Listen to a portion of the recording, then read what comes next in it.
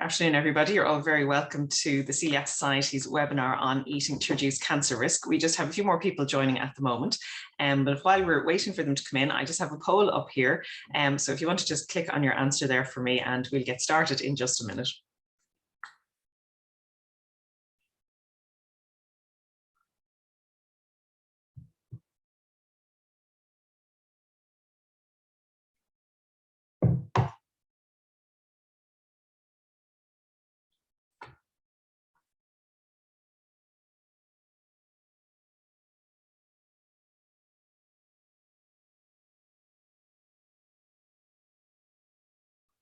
Now, for those of you who are just joining us, if you want to just answer the poll, the question there for me, that would be great. And then we are going to get started in a minute with our webinar.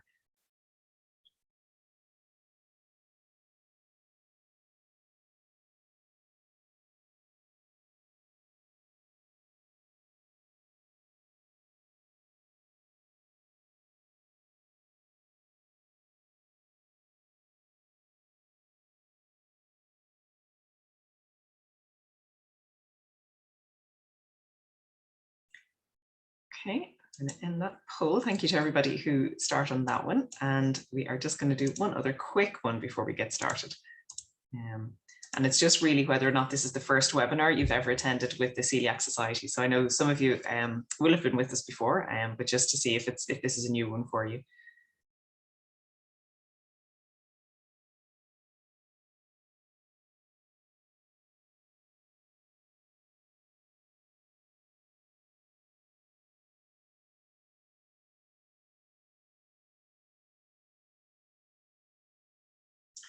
Okay, that is everybody. Brilliant. Well, thank you for doing those two polls. That's great. So I'm Sarah Keogh. I'm the dietitian with the Coeliac Society, and I'm going to take you through today's talk, which is about eating to reduce cancer risk, very kindly sponsored by Promise Gluten Free. And it's part of our Minding Me Gluten Free course, which the Coeliac Society runs every year. We started last year. It went really well. We're doing it again this year. And the Minding Me Gluten Free course is all about, for our members to can register and sign up, and we have recipes, we have information about nutrition, we have daily tips on the app, and really just about supporting health. So both for being gluten free, but also all the other things, because if you're celiac, it doesn't mean that you can't run into problems with other aspects of nutrition. So it's really just about wellness and health. We've information on exercise and mindfulness. So if you're a member of the Coeliac Society, do sign up to that. It's free for the Minding Me Gluten Free course, and just really great information there. So as part of our Minding Me Gluten Free course, we wanted to talk to everybody about eating to reduce cancer risk. And obviously you don't have to have celiac disease to be thinking about cancer risk. Cancer affects, it varies, but probably around 1 in 3 of us in our lifetime. So we do see quite a lot of it. But the nice thing is that there's actually a few things we can do to help manage our risk of cancer. And that's really what I want to talk to you about today. So we start off, and I often start talks, and those of you who've talked to me before, with you are what you eat. What are you made of? What are you making your body out of? And I think sometimes with nutrition, we talk about you are what you eat, but it's worth remembering that we are literally built out of the foods that we actually put into our bodies, and that everything about us, from our skin and our hair right through to like muscle, bones, everything else is made out of the foods that we put into our bodies. And so how we eat and what we eat is going to have a big impact on our overall health.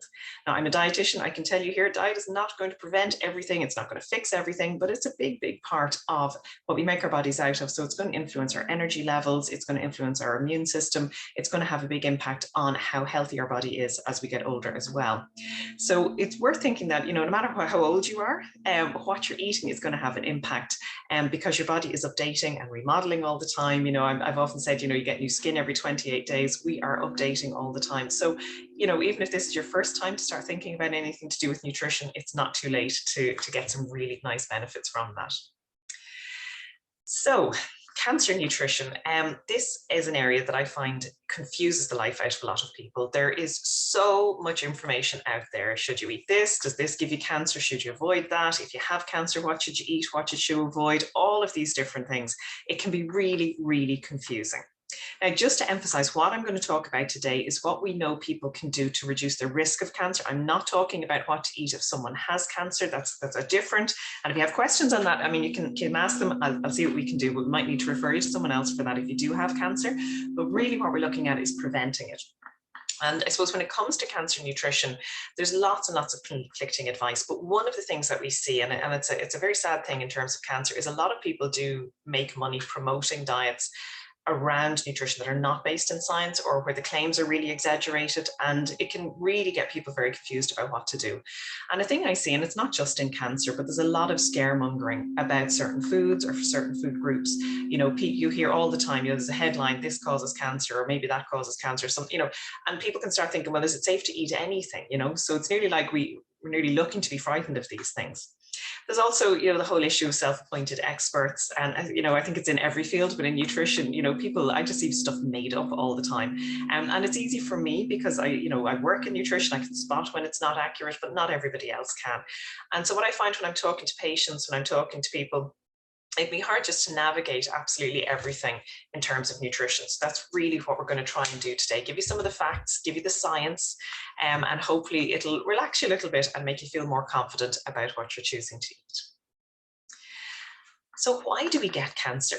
I think more than any other disease, people are frightened of cancer. You're more likely to die from heart disease, but we get very, very scared of cancer. And so what causes it? And to be honest, there are lots and lots of causes of cancer. There is no one thing. So genetics are in there. Sometimes you have a genetic setup in your body that's going to make it more likely to get cancer. We've heard of things like breast cancer that can run in families, colon cancer that can run in families. So there's the genetic side of it for sure. Can't do anything about that. Pollution, we know, can make a difference. If you're in a very polluted area, things like that, that has an impact. If you've been exposed to hazardous chemicals, and the famous one is asbestos, before we knew that that was very dangerous, lots and lots of people had lung cancer from asbestos. So there's harmful chemicals out there that can affect our cancer risk. Lack of exercise. We know that people who do regularly exercise have lower risk of developing cancer compared to everyone else. So exercise is very positive. Simply getting older. The changes in our bodies as we age, just normal natural part of that, can actually would just make us a little more likely to get cancer. So that's why as you get older, you'll suddenly see more of your friends getting cancer, or family and things like that. And someone said to me recently, God, everybody seems to be getting cancer. And I was like, well, you're just at that age. You know what I mean? Like, we know when you're in your teens and your early 20s, very few of your friends will get cancer. It's very rare, but as we get older, we see it more. So it's a little bit of a disease of getting older, and you don't really have an alternative to that one. Sheer bad luck. We just know there's triggers around cancer that we don't understand. And so what I really want to emphasize here is that no one gives themselves cancer. I linked in with the Irish Cancer Society and Breakthrough Cancer last year on a project. And one of the things that they said, came up quite a lot was people think, well, what did I do to give myself cancer? Did I eat this, or did I drink that, or did I do? You have to stop that. We don't know what causes a lot of cancers. And, yes, we know that diet can reduce your risk, but we also know that people who eat really healthy diets can still get cancer. So, you haven't given this to yourself. And the picture I have here is a dinosaur, a triceratops. And what I'm showing you here this is a fossil of a triceratops, where the triceratops had bone cancer. And so and it's not the only one. We've seen lots of fossils where dinosaurs had bone cancer, and we have to assume they had other types of cancers too. And I mean, there's a triceratops having an organic diet, no pesticides, no chemicals, doing lots of exercise, out in the fresh air, eating really healthily, and still got cancer. So what I'm saying here is, yes, we can reduce our risk of cancer, but cancer can just happen for any reason. So it's nobody's fault with that. Can we prevent cancer? Well, not yet. Obviously, there's enormous research looking into what causes cancer, what we might be able to do to reduce risk cancer. But what we do know from the evidence that we have is that we think we can reduce our risk of developing cancer by 30 to 50% by making changes to your lifestyle. And those lifestyle changes include, not smoking, sensible about alcohol, getting a bit of exercise in. So our lifestyle is how we live and the things that we can do to help. So what we eat is one of those lifestyle factors that influences our cancer risk. So what to eat. Well, you don't need to come to a talk today to hear that fruit and vegetables are good for you. We all know that. But when it comes to cancer, there's some specific sort of compounds and nutrients in fruit and vegetables that really do help to reduce our risk of cancer. Vitamin C is a big one. We all talk about vitamin C for immune system and if you have a cold or anything like that, but vitamin C itself helps to work with systems in your body to reduce your risk of cancer. We talk about phytonutrients. So phytonutrients are plant nutrients, and these are things sometimes would be called antioxidants. You might have heard people talk about things like flavonoids and polyphenols and those kind of compounds, and they're all found in fruit and vegetables, and again, are going to be important for reducing risk of cancer. Fiber itself, fruit and veg are a good source of fiber, and high fiber diets are very protective as well. So what you'll also get then so all your fruit and vegetables are going to have your vitamin C, your phytonutrients, your fiber. Then as you get a variety in, you start to pick up other nutrients that are important, things like vitamin A, folic acid, vitamin K, and then things like iron and calcium and copper. So we have this gorgeous package of nutrition when we get that lovely variety of fruit and vegetables in. And fundamentally, the more fruit and vegetables people eat, the less cancer they get. And it's just whether you have one a day, you get slightly less. If you get 2 a day, you get less. By the time you're up at 5 a day, you're really seeing a big reduction. So any amount of fruit and vegetable is protective. So, you know, even if you're not a fantastic fruit and veg eater, even if you're just getting a bit in, that's going to help. If you can nudge it up a little bit, fantastic. But looking at some of the big studies, and one of the big studies that has been done on cancer in Europe over the last 25 years is a study called EPIC, which is the European Prospective Investigation into Cancer. So I hope you all remember that one. So EPIC for short. And they've been tracking over 500,000 people, so 500,000 people over the last 25 years. And they're looking at what are people eating, what cancers are they getting, what are we seeing, what's protective, what might be causing a problem. And what they have found in that study that there's an 11% reduction in the risk of cancer if people are eating their 5 to 7 servings of fruit and veg a day. And that if we look at it in a UK case, that it would actually prevent 7,200 cases of cancer in the UK every year, which, you know, is a big reduction in people getting sick with this disease. So your fruit and vegetables, that's the first thing that we're going to take a look at. And the cancers that we seem to see a particular benefit for with people eating fruit and veg would be sort of head, neck and mouth cancers, cancers in the esophagus, so in your food pipe, and then cancers in your bowel, and also lung cancer. So they're all cancers that we know people who eat fruit and veg get less of. How much? So we talk about 5 to 7 servings a day. You can have more if you like. Do make sure you leave room for all your other foods as well. You can't just live on fruit and vegetables alone. But a good guide is that if you look at this plate that I have here, and I'm going to use this through the talk. So if you look at your plate, that for your lunch and your dinner, you know, if at least a third up to half of your plate can be fruit or salad or vegetables, that's really how you're going to easily do this. Because if I say 7 servings of fruit and veg a day, sometimes you think that is a lot. But actually, if you have half your plate at lunch and half your plate at dinner with, you know, fruit and veg, you've got about 5 a day in with that. And then, you know, if you have a piece of fruit at breakfast time or another piece through the day, like it's easier to do than you might expect. And the really good thing is to try and get lots of different fruit and different vegetables over the week. Like it doesn't all have to be in one day, but just mix it up a little bit. Now, any fruit, any veg is better than none. So if you're someone who just eats apples, that's fine. But it's if you can mix it up a little bit and try and get different colors in as well. So, you know, your orange, like your carrots, your yellow from your red peppers, your greens, just kind of mixing everything up, and that's going to work really well. And we see the really best benefit in people who are getting their 5 to 7, but also with lots of different kinds of fruit and veg because of the different nutrients that you're going to get in there. The next one to look at are your whole grains and fiber. And there's very strong evidence that fiber helps reduce the risk, particularly of colon cancer. We see benefits in other cancers, but the big one is definitely colon cancer. And what seems to happen there is that if you're low in fiber, when your body has taken all the nutrition from the food and there's just the waste left, that's hanging around in your gut. And if it's there for a long time, that waste, some of that wouldn't be great. And it's rubbing up against the walls of the bowel, and that can be triggering some of the changes that can lead to cancer. Whereas if you fiber coming in, you know, your bowel is emptying out regularly, it's nice and clear, stuff isn't hanging around in contact with the lining of your bowel for long. And that seems to be reducing the risk of colon cancer. But we see a big reduction. We see a 17% reduction in risk of colon cancer in people eating a lot compared to people eating very little fiber. We see whole grains are particularly beneficial, and that's partly their fiber, but also because they have other nutrients in there as well. So whole grains will give you B vitamins, and they will give you, you know, some of your copper and some of the other minerals that we need. One issue, and I know lots of people here will have celiac disease, obviously whole grains is a big reduction with celiac disease, because things like whole grain wheat is going to be out, barley is going to be out, and so on. So what you're looking for whole grains is using things like brown rice, if you can, because that's going to be gluten-free. Quinoa is going to be gluten-free. So looking for other grains that are out there that actually are going to be really useful in terms of that, but it's fiber as well. So even doing things like having, you know, potatoes with the skins on will bump up that fiber with that. The thing about fiber, though, is when we look at the data on this, almost 80% of us do not eat enough fiber. So this is a place where actually a lot of us could do quite a bit in terms of getting some benefit. And the thing I often say with fiber is people know about, it's a bit like the fruit and veg. Everyone's heard of fruit and veg. They've heard about why it's good for you. We've all heard about fiber, but still 80% of us aren't hitting targets. And the main problem is that what I find, people think there's a lot more fiber in food than is actually there, where there's often a little bit less. So we do need to have this target is 25 grams of fiber a day. But if you were to have like a lot of high fiber cereals in the morning, will give you between 3 and 5 grams of fiber. So if you only think about fiber at breakfast time, that's where you're going to have trouble actually hitting your targets for fiber in the day. So one of the first things to think about with fiber is that you have fiber at every meal. So, you know, high fiber cereal in the morning, great.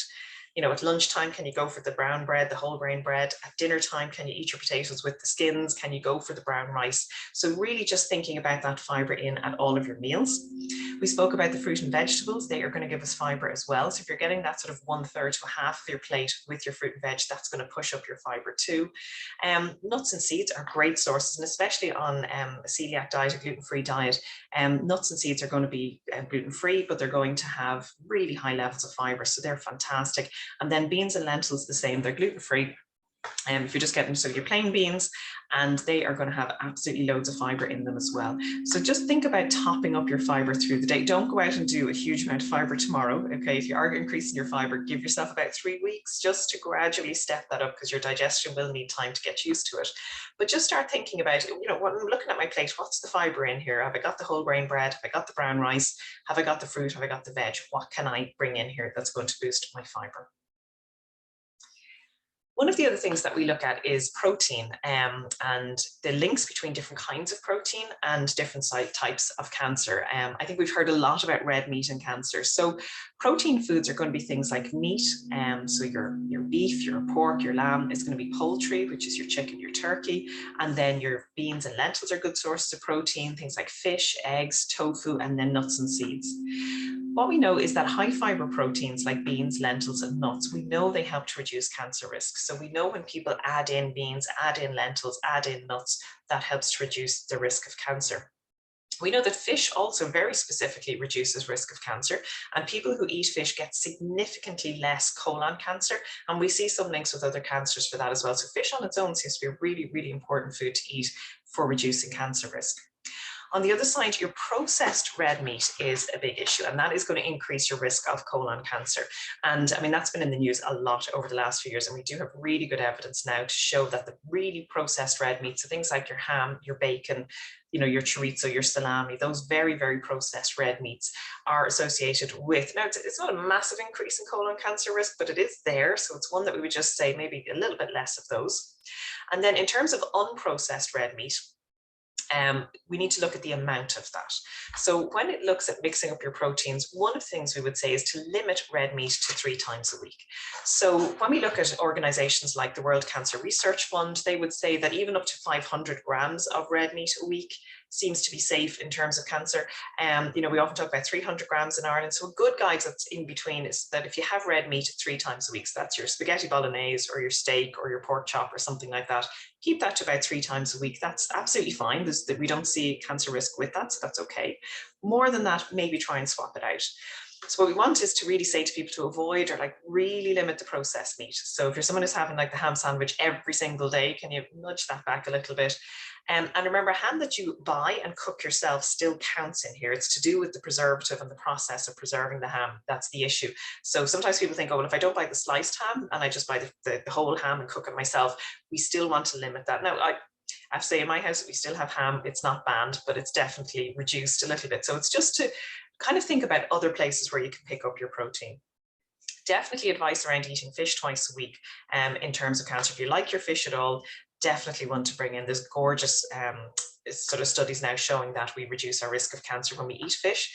And definitely bringing in some meals that are based on beans, lentils, tofu. You know, the vegetarians have this here, and they're doing it. There's gorgeous vegetarian recipes out there if you want to, if you're not someone who's kind of gone down that route before, lovely recipes if you want to dip your toe in the water for that one, and bring those in. But you can actually just add, I mean, doing things like putting lentils, if you're even cooking a stew, if you're making a casserole, handful of lentils into that is going to be a lovely way to start getting those pulses in.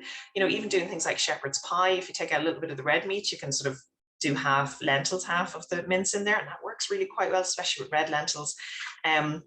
And you could try out some nice time to try out some new foods, new recipes and new ideas. Because I know a lot of people in Ireland, we're very married to our meat, and, you know, nearly needs to be meat every day. So even one day a week, the idea of nearly having it meatless Monday can work very well for this as well.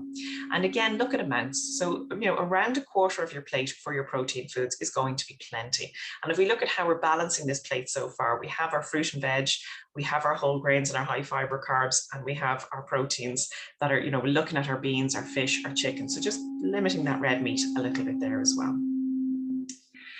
So some of the myths about foods and cancer, one that I see very, very often is dairy and calcium and cancer. And I hear lots of people telling me that they are avoiding dairy foods because of links to cancer. And there's lots of other myths about it. People would say we can't digest it, or it's full of hormones, or it's full of antibiotics. And, you know, these kind of messaging going out there actually scare a lot of people about taking dairy foods. So a couple of things. The idea that we can't digest it, we can absolutely digest it.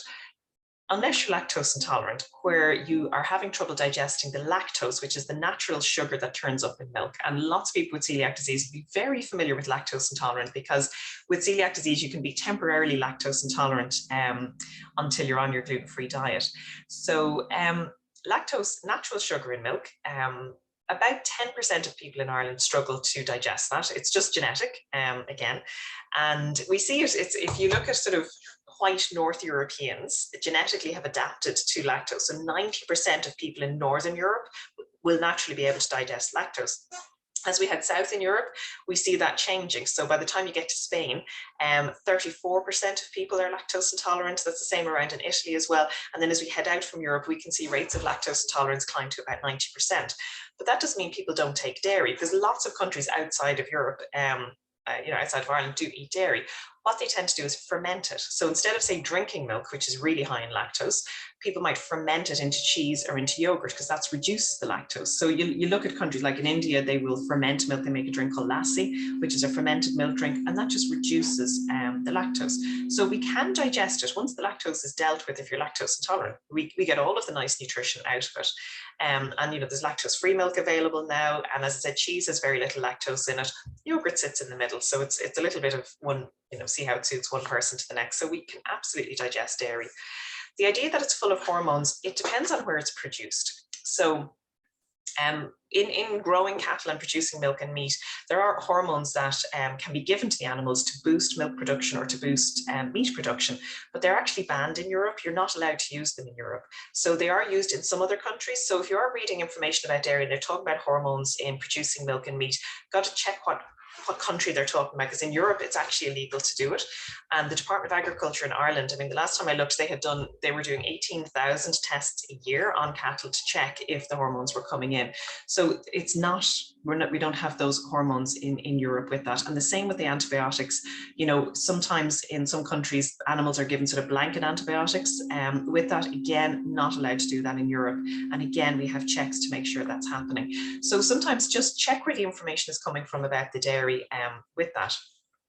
But when we look specifically at cancer, and back to this EPIC study that I mentioned, but also lots and lots of other huge studies that we have, we don't see any increase in mortality overall from people eating dairy. So people eating dairy are not living any less long than people who don't take dairy. We're not seeing any difference in sort of just generally dying. People who eat dairy are not dying any younger compared to people who don't eat dairy. So there's some really big studies we know looking at that.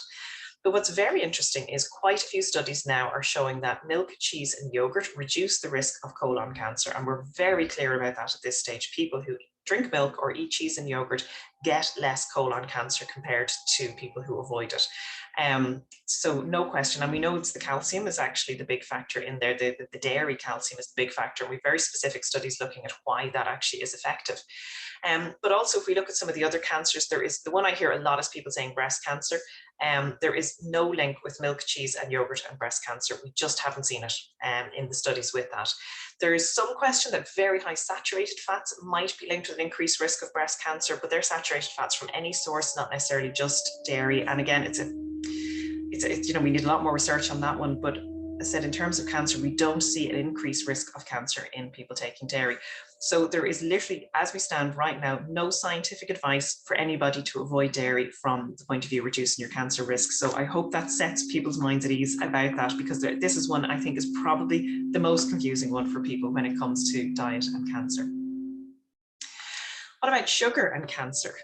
Sugar is kind of everywhere as the big bad nutrient we need to avoid, and we definitely need to limit added sugar. I think the last time we had good research on it in Ireland, we were looking at eating around 18 teaspoons of added sugar a day, which it should be down around 7 to 10 as a limit with that. And obviously we're keeping an eye on sugar because the main thing is it's very bad for your teeth. And, you know, we might think we're being a bit flippant about teeth, but as we get older, there's a huge link between good teeth and overall health long term. We know that older people who have poor teeth are more likely to develop malnutrition and more likely to become frail. Like there's big issues in health with that. So teeth are very important. And the real thing with sugar is how often you eat the sugar, more so than the amount. In terms of teeth. So if you're frequently eating sugary foods, it's a lot worse than if you're just eating them all in one go. But we also need to look at it in terms of weight management. It's very easy to eat a lot of sugar, and if that ends up pushing you over your daily calories, it can increase weight. Now remember, if you go over your daily calories of protein, that puts on weight as well. It's not that sugar on its own is the only thing that can increase weight, but it's one to keep an eye on. Does it cause type 2 diabetes? Doesn't look like it. There's some research suggesting that people drinking a lot of soft drinks where there's huge amounts of sugar, and if they're drinking a lot of those, there seems to be a bit of association between type 2 diabetes and that huge volume of sugar. But when we look at studies where, you know, there's a bit of sugar in coffee or something like that, we're not seeing a big link with it. Does it cause cancer? Again, really not seeing much evidence on this. And again, if you kind of go online and you look up sugar and cancer, it's everywhere. Sugar causes cancer, feeds cancer, all of this. But when we actually go and look at the science of that, what again, we're seeing a possible, and I really have to say it's very much a possible link between what we call sugar sweetened beverages, so soft drinks, the fizzy drinks that have the sugar in them. Now they do have a lot of sugar. Like if you have a 500 ml bottle of soft drink, that can have up to maybe 13 teaspoons of added sugar just in that. So if people are drinking 2 bottles of that a day, it's a lot of sugar coming in.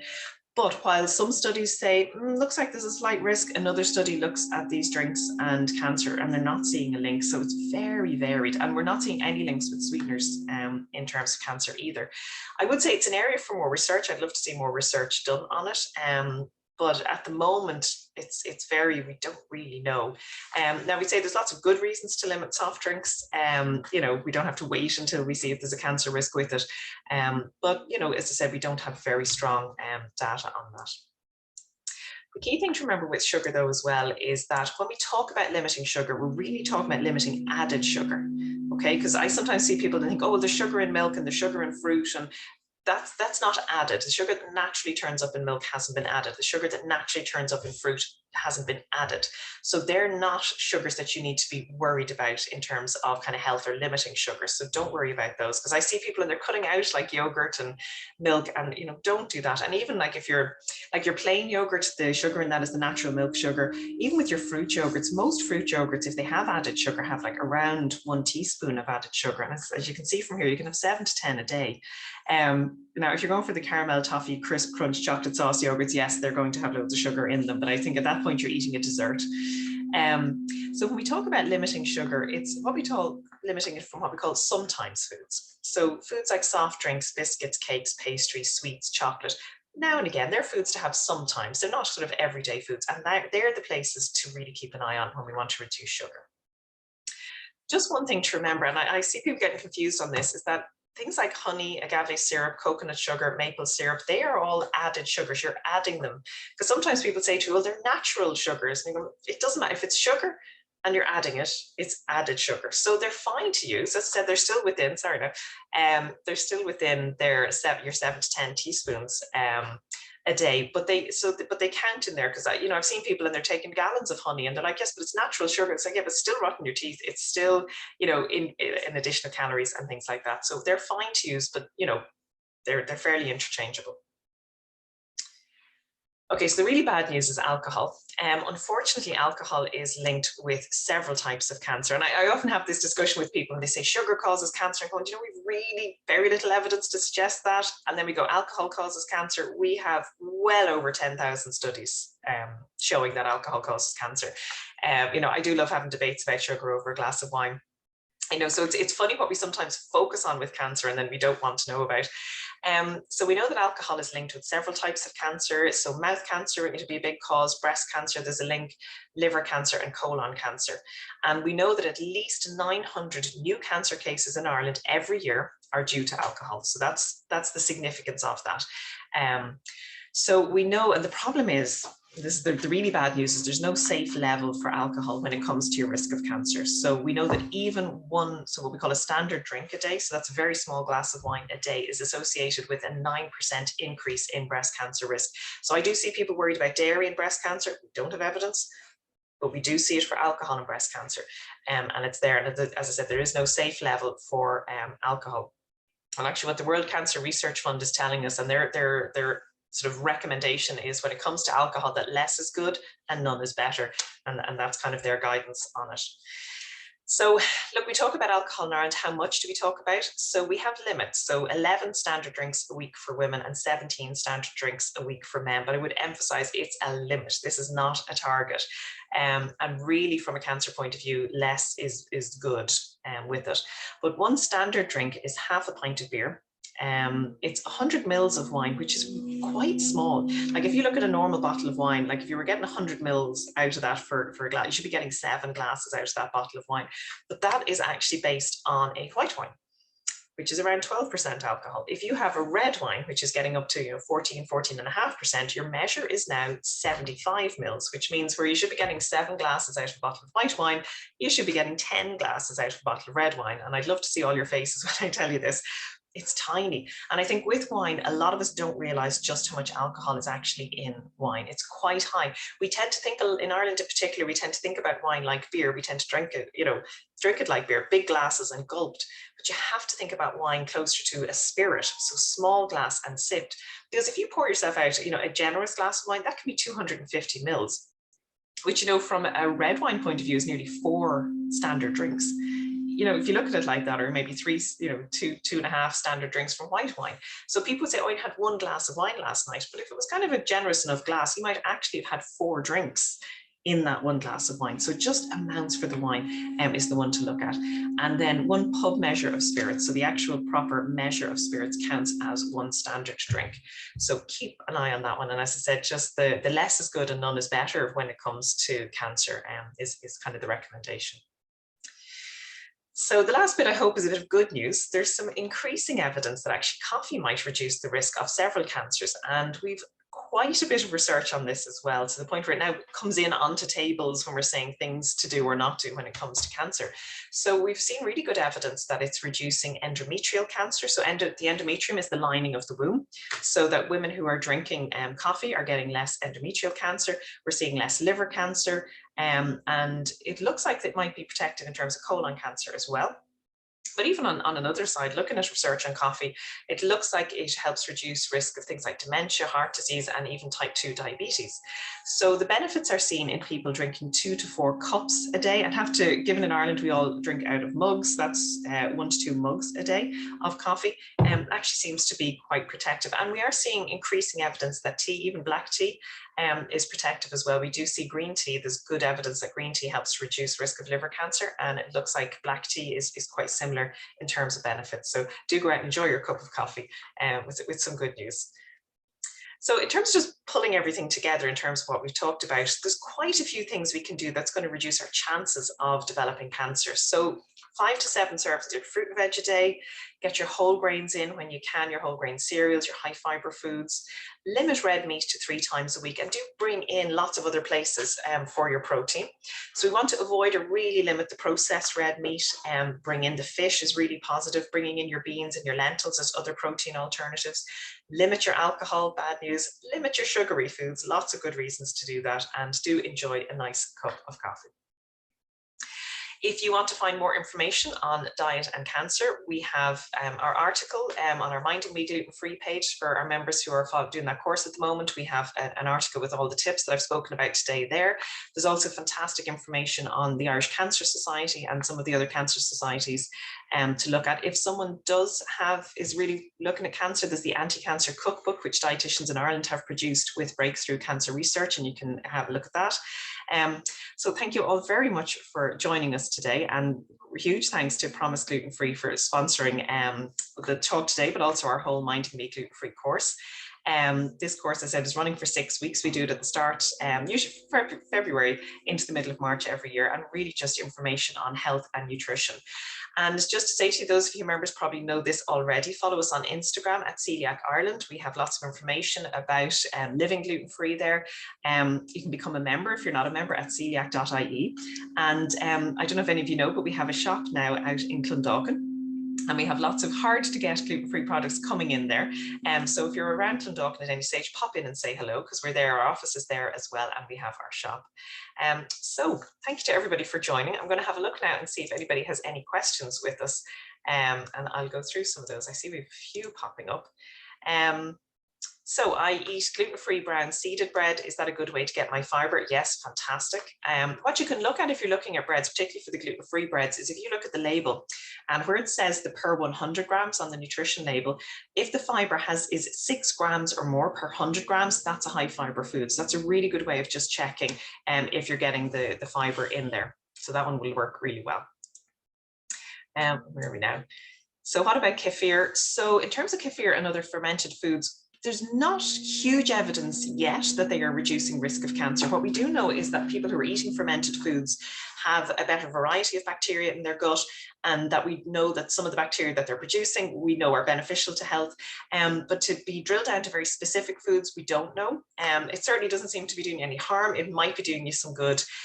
So the answer there is I don't know. I wouldn't stop you from taking it, but I don't know if it has a specific role in reducing cancer risk. Are there benefits to 70% chocolate?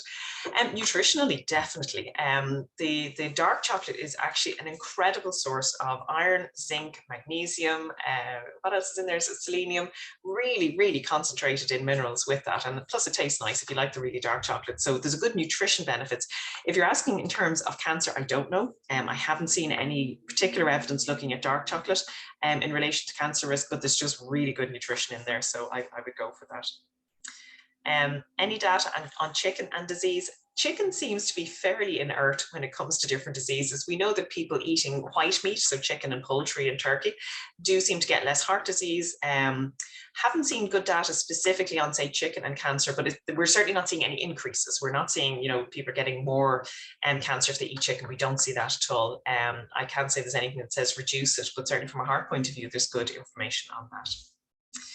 Okay, I think that is all the questions we have for today. If anybody has any other questions, this is your moment. Oh, I see a few more coming in. I have breast cancer. I did chemo and surgery, and I'm going to start radiology next week. Do you have a contact I can talk to? I'm celiac also.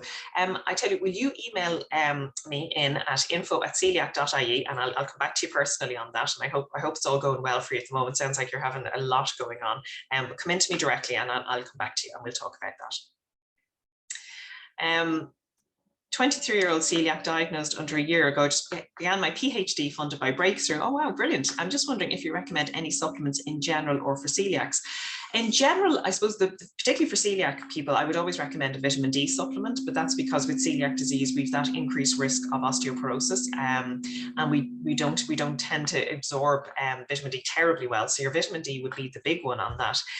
But that sounds like a really interesting PhD that you're doing there. So in terms of general supplements, we don't see particularly good data on whether or not taking supplements prevents or increases. I mean, there was a few studies there a few years ago that were suggesting that if people were taking very high doses of supplements for a very long time, that maybe it was a slight increased risk of cancer. And I think, and I'm trying to remember, so don't quote me on this, vitamin C and vitamin E were two that we're looking at.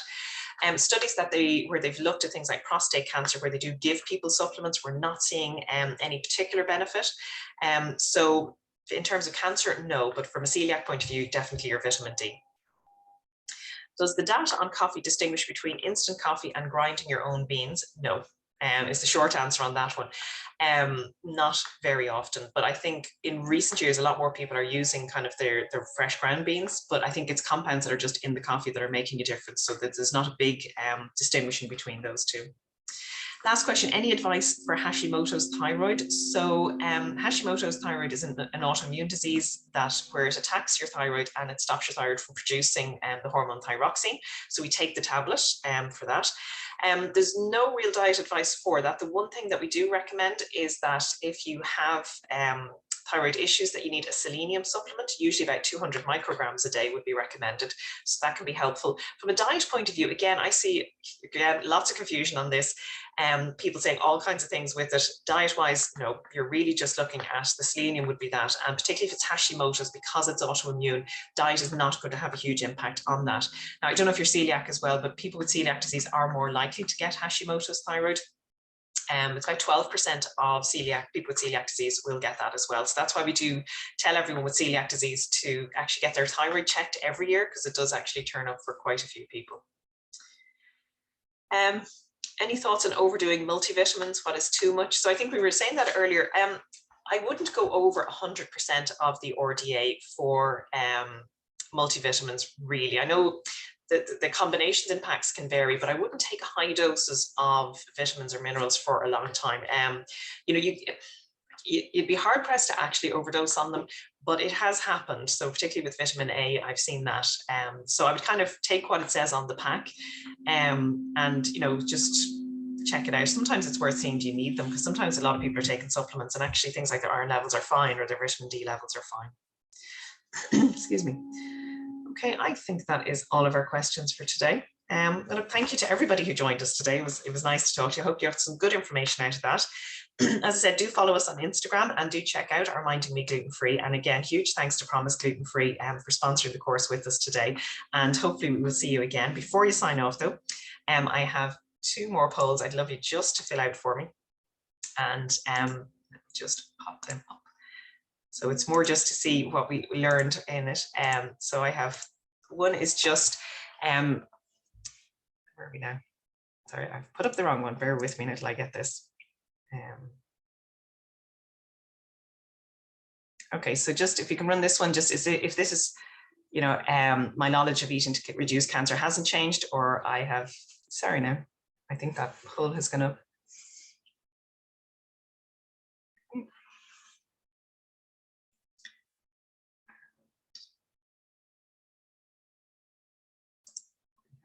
Sorry now.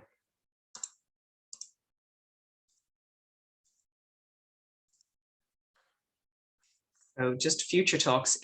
Really, we're just asking if there's any other talks you would like us to have. So just if you'd like talks on women's health, healthy gut, myth busting, or diagnosing celiac disease.